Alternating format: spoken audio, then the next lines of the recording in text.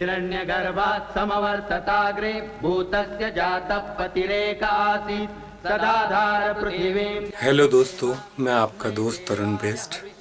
आज हम एक नए और इम्पोर्टेंट वर्ड को समझने की कोशिश करेंगे। वो है ब्राह्मण। आखिर ब्राह्मण किसे कहते थे और किस किस दर्शन में ब्राह्मण किसे कहा गया और आज के समय में किसे ब्राह्मण कहा जा सकता है।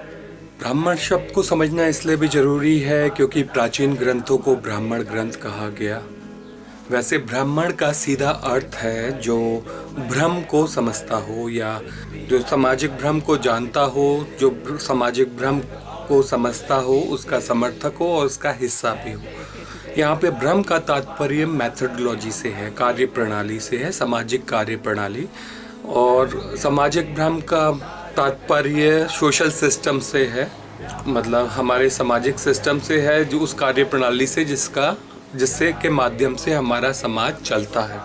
सामाजिक भ्रम का निर्माण यानी सोशल सिस्टम का निर्माण समाज द्वारा सिस्टम द्वारा लागू सामाजिक आस्थाओं से होता है, जैसे marriage system, currency, legal system, economic system, administrative system, language. ये सब मिलकर सामाजिक भ्रम यानी हमेशा हर सिस्टम में, हर दर्शन में ब्राह्मण अपने सोशल सिस्टम का हिस्सा था जो मिलके आपका एडमिनिस्ट्रेटिव सिस्टम चलाते। कभी भी भारतीय उपमहाद्वीप एक राष्ट्र के तौर पे संगठित नहीं हुआ, ना ही एक राष्ट्र के तौर पे एक सोशल सिस्टम ही कभी बार बार लागू हुआ। तो हर समय पे नए नए सोशल सिस्टम आए, नए राष्ट्रों के उदय के साथ, और उन सोशल सिस्टम में के अपने अपने ब्राह्मण थे। मगर हम यहाँ पे दर्शन के डिवीजन के माध्यम से अलग अलग सोशल सिस्टम के ब्राह्मणों को समझने की कोशिश करेंगे, उन्हें दर्शन में डिवाइड करते हुए वैदिक स्कूल के माध्यम से। अब यहाँ पे ब्राह्मण कहा किसे गया है? ब्राह्मण शब्द का सीधा अर्थ बोले तो राज्य भक्त से है, जिसे अपने राज्य मतलब सोशल सिस्टम पे पूरा विश्वास है, जिसे और वो उसका समर्थक है। इसलिए प्राचीन ग्रंथों को ब्राह्मण ग्रंथ भी कहा गया, क्योंकि जब एक राज्य भक्त के नज़रिए से, एक ऐसे इंसान के नज़रिए से जो उस सिस्टम को जानकार हो, उससे उस सिस्टम पे विश्वास हो और उसका समर्थक हो, तो उसके नज़रिए से जब हम किसी सोशल सिस्टम को समझते हैं तो हम हमेशा ब्राह्मण ग्रंथों के माध्यम से समझते हैं, यानी उसके आदर्शों के साथ। क्योंकि कोई भी अगर अपने एक सिस्टम का भक्त है तो वो जब भी सिस्टम को एक्सप्लेन करेगा तो उसके आइडियल्स के साथ वो एक्सप्लेन करेगा कि इसके ये आदर्श है, ये सोशल सिस्टम के आदर्श है। तो जब हम सिस्टम को उनके आदर्शों के साथ समझते हैं तो वो ब्राह्मण ग्रंथ कहलाते हैं। तो ये आलोचना वाले ग्रंथ नहीं है, ये ब्राह्मण तो एशियन जो सिस्टम के ग्रंथ थे, जो सिस्टम को उनके आइडियल्स के साथ एक्सप्लेन करते थे, आदर्शों के साथ एक्सप्लेन करते थे, वो ब्राह्मण ग्रंथ कहलाए। अब इसमें अलग अलग ब्राह्मण अलग अलग ग्रंथों के साथ आए। हर ब्राह्मण का अपना एक सोशल सिस्टम था जिसका वो ब्राह्मण था। अब इन्हें दर्शन के साथ समझे तो प्रकृतिवाद में विद को ब्राह्मण बोला गया। अब प्रकृतिवादी सिस्टम में जो सबसे पुराना सिस्टम हमें ऋग्वेद में मिलता है वो है विदतगढ़ सभा समिति। विदतगढ़ सभा समिति में जो ग्राम सभा होती है उसे विदत कहा जाता था। एक उम्र के बाद हर कोई ग्राम सभा का हिस्सा बनता था तो वो विद कहलाता था, मतलब विद से ही विद्वान शब्द निकला और पहले प्रथम सिस्टम के ब्राह्मण को विद बोला गया। तो इधर हर कोई जो जनसभा का हिस्सा बनता था, सिस्टम का हिस्सा बनता था, क्योंकि वो जनसभा का हिस्सा है तो रूलिंग सिस्टम का हिस्सा है, तो हर कोई ब्राह्मण है। तो शुरुआती व्यवस्था में माना गया है कि सभी ब्राह्मण थे, यानी शुरुआती यानी प्रगतिवादी व्यवस्था में सभी ब्राह्मण थे। यहाँ पे जल जंगल जमीन, क्योंकि प्रगतिवाद में कम्युनिटी की प्रॉपर्टी है, मतलब जनसभा की प्रॉपर्टी है, तो सारी धरती ब्राह्मणों की थी और सभी ब्राह्मण थे प्रारंभिक स्थिति में। द्वितीय स्थिति में, दूसरी स्थिति में ये आया द्वैत दर्शन। द्वैत दर्शन आया डिक्टेटर, राजा की डिक्टेटरशिप पावर के साथ। ये आया भूमियारी, जमींदार, सामंतवाद, नौकरशाही व्यवस्थाओं के साथ, क्योंकि नौकरशाही हमेशा केंद्र को तानाशाही पावर देती है, ताकत देती है। तो जब नायकवाद अपनी तानाशाही पावर के साथ आया तो राजा और उसकी सत्ता के समर्थक ब्राह्मण कहलाए। इसलिए जैसे अभी बिहार में भूमिहारों को ब्राह्मण कहा जाता है, क्योंकि वो अपने समय के राजा के और उसकी सत्ता के समर्थक थे। यहाँ पे भी जल जंगल जमीन ब्राह्मण की होती है, क्योंकि यहाँ पे भी राजा ने जमीन उन्हें दी जो राजा और उसकी सत्ता के समर्थक थे, यानी ब्राह्मणों को।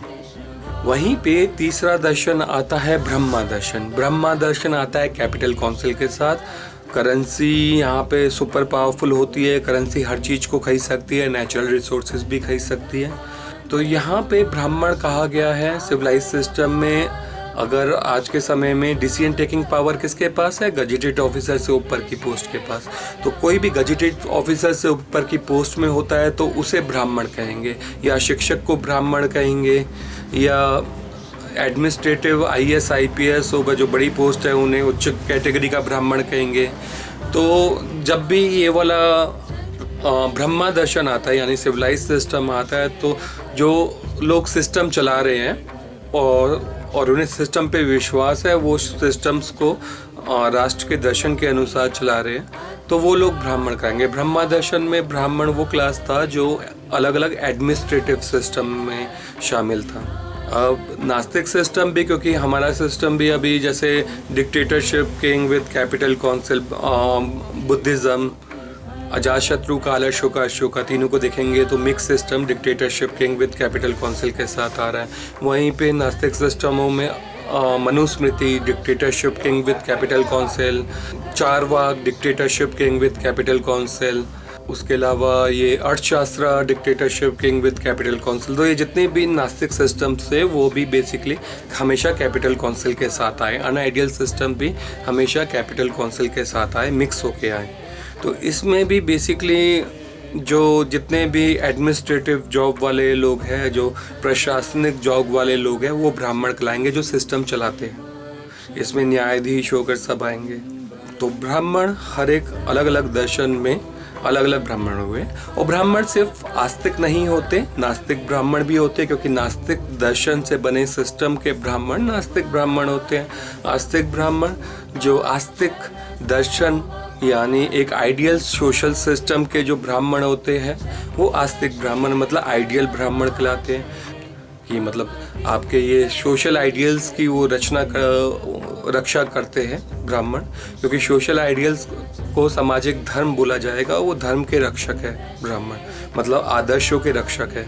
अगर सिस्टम आपका अनआइडियल बना हो, मतलब गैर आदर्श सिस्टम हो, तो वो ब्राह्मण नास्तिक ब्राह्मण कहलाएंगे। वह जैसे इवन ये खास तौर पे देखा गया है प्राचीन ग्रंथों में, कई जगह पे ये देखने को मिलता है कि जहाँ पे एक आम आदमी को अगर कोई राज्य द्वारा बनाए गए कोई भी कानून तोड़ता है तो उस पे राज्य द्रोह का मुकदमा चलता है कि आप सिस्टम के विरोधी हो।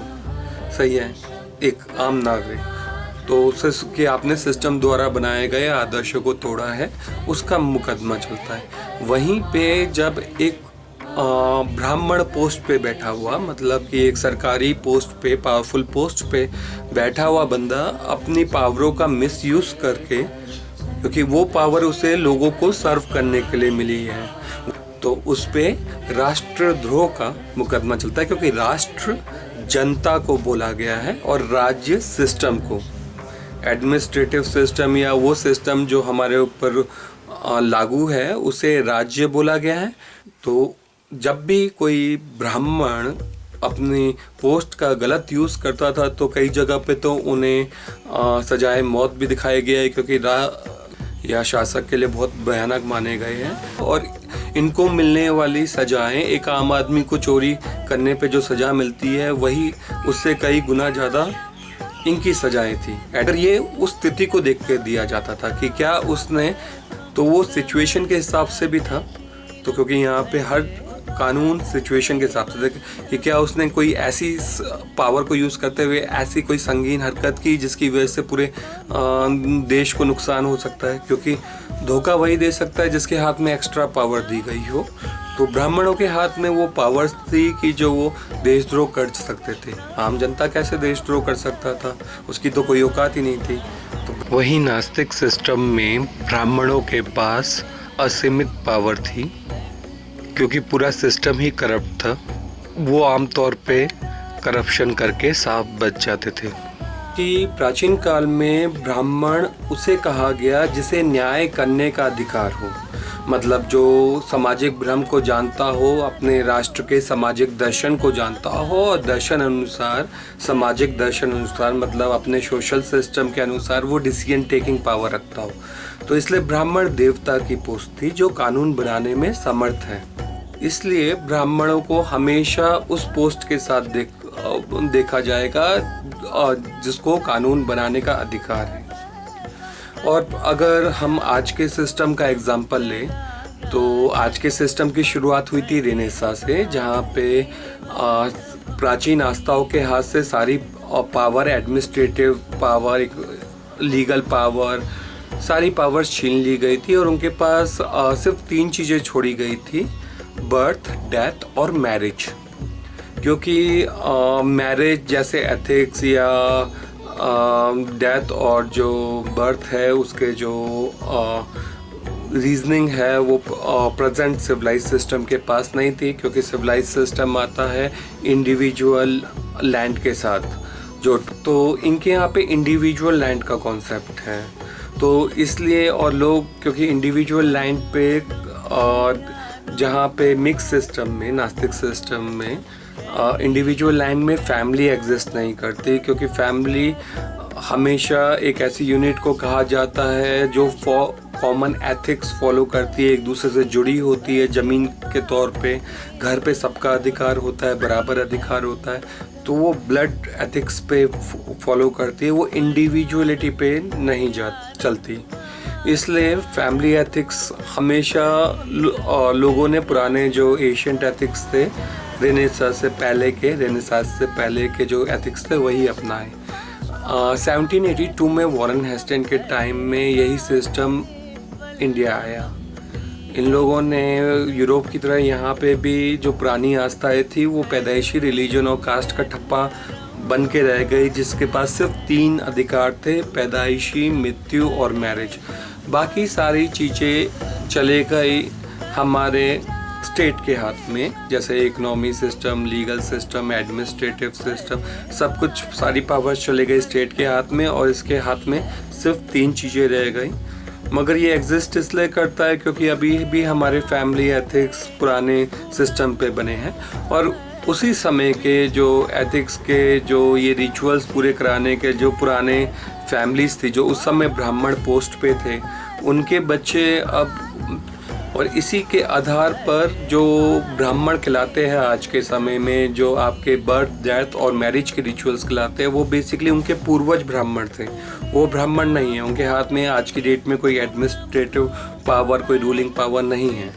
तो आगे अगर वैदिक स्कूल के हिसाब से देखा जाए, एशियन मैथडोलॉजी के हिसाब से देखा जाए इंडियन, तो आज की डेट में देखेंगे जितने भी ये गजेटेड ऑफिसर से ऊपर की पोस्ट है ये लोग ब्राह्मण कहलाएंगे, जो हमारा सोशल सिस्टम चलाते हैं, जैसे IAS IPS होगा। तो इनके पूर्वज थे उस समय के IAS IPS, ये नहीं है।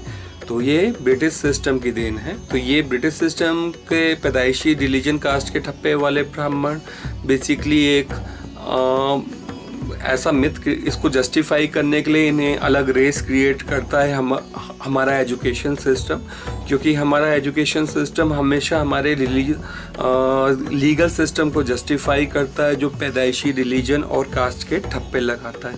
इसलिए उस जस्टिफिकेशन में हमें ये देखने को मिलता है कि वो एक रेस के तौर पे, एक ब्लड ग्रुप के तौर पे ब्राह्मण को दिखा रहे हैं, मगर कभी ब्राह्मण एशियन इंडियन मैथडोलॉजी में कोई पर्टिकुलर ब्लड ग्रुप का नहीं था। और ऐसे बहुत सारे एग्जाम्पल मिलते हैं, जैसे शिवाजी महाराज का, जब पहले शिवाजी महाराज बागी कम्युनिटीज़ में आते थे और बाद में वो एकदम अचानक रूलिंग कम्युनिटीज़ में आए, तो उनके सबके कास्ट और वो बदल गए।